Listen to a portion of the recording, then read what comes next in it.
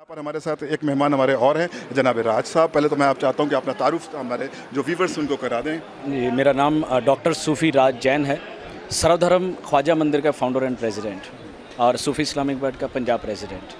तो मैं आपसे जानना चाहूँगा जनाब कि क्योंकि आज अल-बकी ऑर्गेनाइजेशन की जानिब से ख्वाजा गरीब नवाज़ की बारगाह अजमेर से एक बड़ा पैगाम कॉन्फ्रेंस की शक्ल में इनेदा जन्नतुल बकी की शक्ल में पेश किया गया है, तो क्या पैगाम रहेगा आज इस दिन के हवाले से और ख़ास तौर से इनेदा जन्नतुल बकी के हवाले से? देखिए, जन्नतुल बकी के लिए सबसे पहली बात तो जो मेरा मानना है वो ये है कि ये किसी एक ख़ास कौम और मिल्लत की बात नहीं है, ये पूरी इंसानियत की बात है। वो जगत माँ फ़ातिमा तो ज़हरा की कब्र मुबारक की बात है। तो हम सब की जो एक माँ है, अगर उनकी कब्र के ऊपर छत नहीं है तो लगता है हमारे घर पे भी नहीं होनी चाहिए। जब तक वो तामीर ना हो तब तक हम लोग इसी तरह से अपनी बात को कहते रहेंगे, रखते रहेंगे बार बार।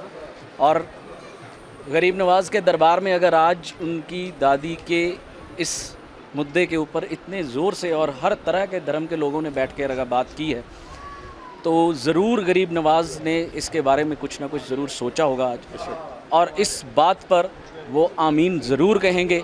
और हम जल्द से जल्द अपनी इन आँखों से अपनी जगत माँ फ़ातिमा तो ज़हरा की उस बने हुए रोज़े के दर्शन करेंगे।